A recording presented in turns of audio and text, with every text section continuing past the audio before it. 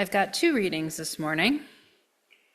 The first is we promise to live pluralistically from engaging our theological diversity from the Commission on Appraisal published in 2005. UUs follow a theologically interdependent path since we belong to a heritage that drinks from assorted fountains. Unitarian Universalists select the finest wisdoms affirmed in all cultures. Religious pluralism is this denomination's peculiar slant. UUs aspire to live eclectically in the most resourceful sense, even though we fall short in practice. UUs are religious hybrids, mystical humanists, and naturalistic theists. We are grounded in Jewish and Christian lore, tempered by the traditions of skepticism and existentialism, and immersed in earth-based spirituality. Newcomers to the UU religious heritage can borrow or blend from all four of our now former 6 enumerated sources and any others of their own fashioning in the now former Principles and Purposes text. Individual Unitarian Universalists are the final authors of their own religious identities and destinies, with companions in each beloved community doing likewise. Traditional religions typically claim one primary source as definitive. In contrast, Unitarian Universalism does not rank its sources according to revelatory importance. They are merely listed with the assumption that each delivers distinct and necessary truths for thickening UU's interdependence. Along with Unitarian forefather Ralph Waldo Emerson, UUs insist that the charm of life is this variety of genius, these contrasts and flavors by which heaven has modulated the identity of truth. And as I like to say, we UUs are not people of the book, we are people of the books. And from his 2013 Ware lecture, Eboo Patel says in part, "In preparation for this talk, I have been reading A Chosen Faith, and one particular line from that book jumps out at me.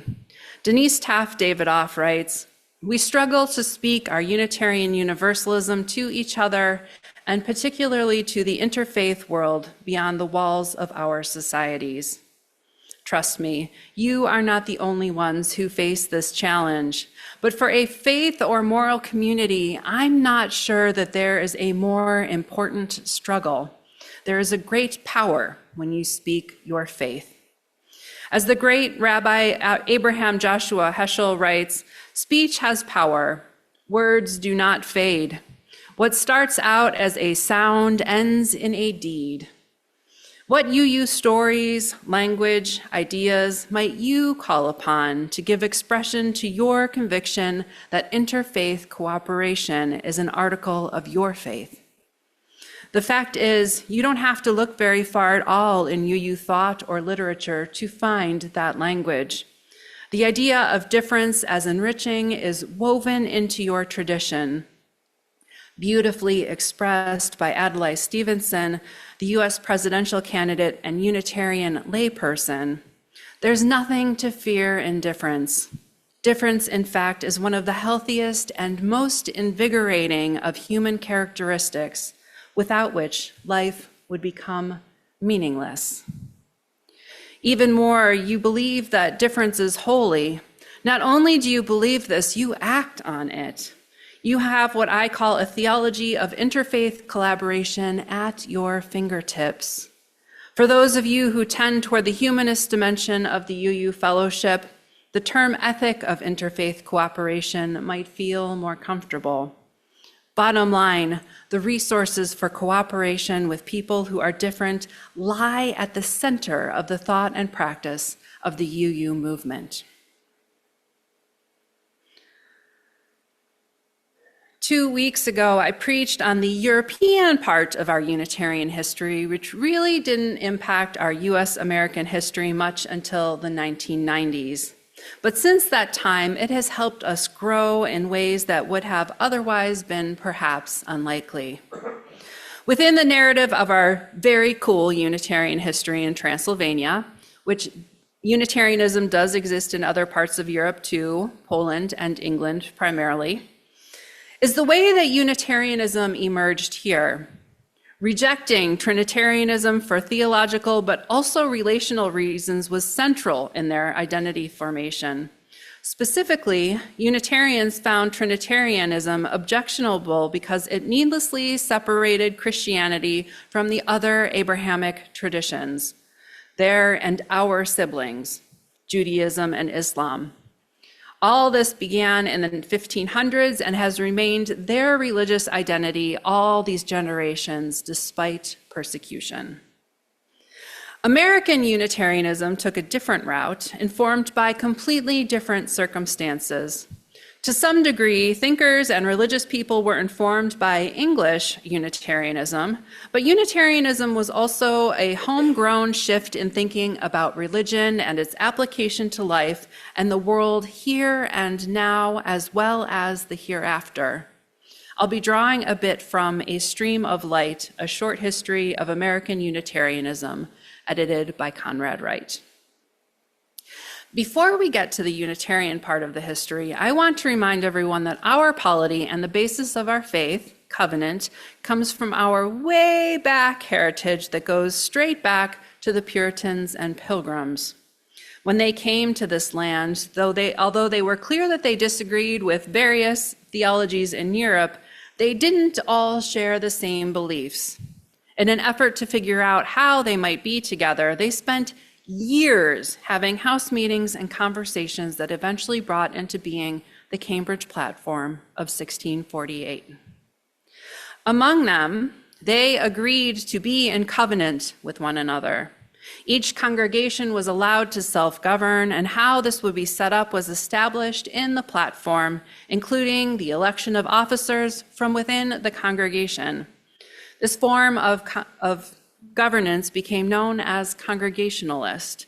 Our faith comes from this tradition, as does the United Church of Christ and the Congregationalists. Fast forward more than a century, and as with our Universalist heritage, Unitarian theology began to gain traction before it was institutionalized. With the Unitarians, this happened more slowly than for the Universalists, in part likely because the Unitarians were extracting themselves from an existing church structure. I think the idea of becoming Unitarian in an ocean of Trinitarians was far more challenging than contemplating God's unending love for us. American Unitarianism was shaped by men like Charles Chauncey and Jonathan Mayhew in the 18th century, who began questioning Calvinist doctrines of original sin and eternal punishment. This evolved over a couple generations into simply not preaching on the Trinity at all among some preachers. And as you might guess, there's some inkling of universalism with a small u in there too. The two halves of our Christian heritage have always danced with and around each other. Liberalism was growing during this time frame, and this shift became clear when the Reverend Henry Ward was elected to the oldest endowed chair position, the Hollis Professorship of Divinity at Harvard College in 1805, following a lot of contention. This moment is considered by some as the beginning of what has come to be known as the Unitarian controversy. We have always been a controversial people. These ministers and others who supported engaging with biblical commentary and criticism as an important aspect of ministerial training, experienced shunning and ridicule along with name-calling. Accused of being unchristian due to their non-Trinitarian beliefs, in 1815, William Ellery Channing attempted to soothe the more conservative religious academics, but to no avail. In fact, trenches were dug deeper. So this was the context for the ordination sermon in 1819 that marked the official launch of the Unitarians. A Unitarian church had been gathered and dedicated in Baltimore in 1818. They were calling a new graduate, Jared Sparks, to their pulpit, and as Channing had been his mentor, he was offered the sermon. It was titled Unitarian Christianity and has been referred to as the most famous sermon ever delivered in America. I assume at least for some time. I'm not sure that's still the case. Channing proclaimed in this sermon the scriptural basis of the unity of God, followed by the unity of Christ, that is, that Jesus is distinguished from God in the scriptures. He argued for the moral perfection of God, that their goodness is infinite, that their justice and mercy make blasphemous the doctrine of human depravity, the perversion of the will, and eternal damnation. Channing argued that Christ was sent to be our Savior, a moral example to reconcile us to God. Last, he declared that the nature of true holiness can be seen in one's love of God, love to Christ, and love toward each other. In 90 minutes, you're welcome, Channing laid out the principles that informed his and others' Unitarian theology. Unitarianism shifted from being a pejorative term to one that was used with pride. Within the year, about a third of formerly Congregationalist churches in Boston became Unitarian, and most of the men in positions of power, especially professors, judges, literary men, and more, were Unitarian. With the sudden rising number of Unitarian churches, clergy were aware that they needed some kind of organization. In 1820, the Berry Street Conference came to be, the same one that we continue to hold every year. Its purpose was and is to bring together clergy to talk about matters of current importance. The Constitution of the American Unitarian Association was adopted in 1825, formally separating the Unitarians from the Congregationalists. In the years before the Civil War, the newly formed Unitarians struggled primarily with two matters: the question of slavery on the justice side and the question of religion's purpose on the spiritual and academic side. In the 1830s and 40s, people like Ralph Waldo Emerson, Henry David Thoreau, Theodore Parker, and Margaret Fuller emerged as important voices in literary and intellectual history. They were among the transcendentalists. Emerson described their role this way: "There are always two parties, the party of the past and the party of the future, the establishment and the movement." The transcendentalists identified as the movement here. They were what we might call pantheists today, or among religious naturalists, who saw and felt God everywhere in creation and themselves. They extensively read Hindu mysticism as well as European romantics like Goethe and Coleridge. There they found a love of nature that resonated, but also their sense of passion. In 1838, Emerson, who had resigned from Unitarianism in 1832, gave his famous Harvard Divinity School address to the graduating class. He protested Unitarian beliefs in what he called supernatural rationalism, arguing that God could easily be found and experienced in nature. Basically, he encouraged people to go out into nature and get right with God and the world, and trusted that that would help us navigate our relationships with each other as neighbors, and that was all we needed. In 1841, Parker then delivered the famous sermon, "The Transient and the Permanent in Christianity," which offered his proclamation of transcendentalist principles. This was also an ordination sermon. In the category of transient were creeds, confessions, and all doctrine, as well as the whole of the scriptures and even the personal authority of Christ. The permanent, he argued, was pure morality, or what he called reason among the transcendentalists. He caused a lot of distress for the fairly young denomination, as his views greatly upset clergy in other more conservative traditions and caused Unitarians to wonder what the boundaries of belief were for their ministers. The distress was made worse by Parker's insistence that he was not going to resign his position.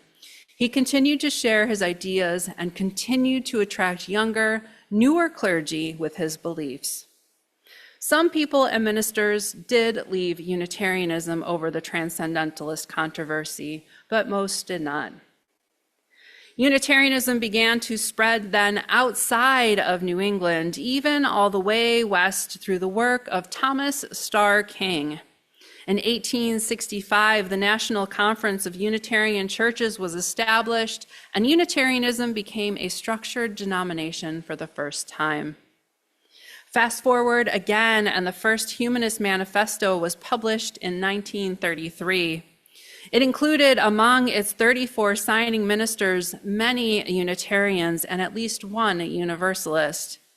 Given our Unitarian history as I've laid out so far, this isn't a surprising trajectory of belief, especially as we consider both what was going on in the world at that time and what the world had experienced in the generation leading up to it.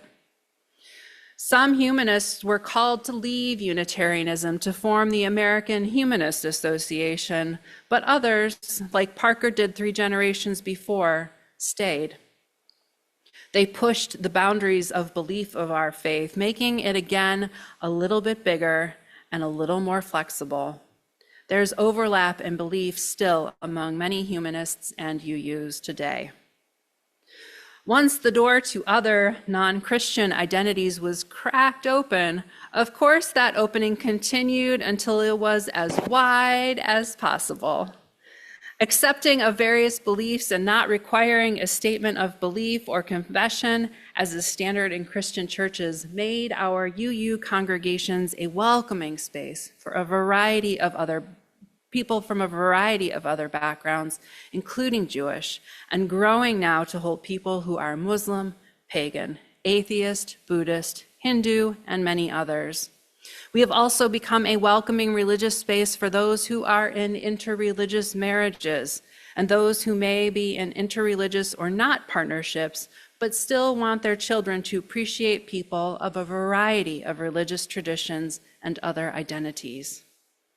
Add our partner church program, which led to exchange between American and Transylvanian Unitarian churches at first, and then other international churches. And our history is a rich one of pluralism as we embody in our congregations far more of a theological spectrum than any other religion. For a long time, we had the 6 sources as a cornerstone of how our experiences and faith had been shaped. In the last few years, we have begun considering how else our faith, our living tradition, our seeming shape-shifting theology, restless for greater inclusion and widening the scope of curiosity and wonder, how it might be grounded and talked about in a way that more accurately holds all of us while also carrying us forward. Covenant has always been the key for our possibility.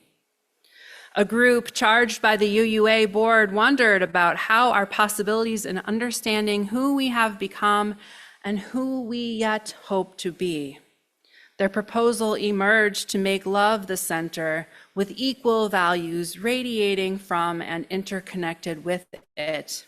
The final formal proposal, now written in the UUA bylaws, came forward with 6 values, whose acronym can be JETPIG: justice, equity, transformation, pluralism, interdependence, and generosity.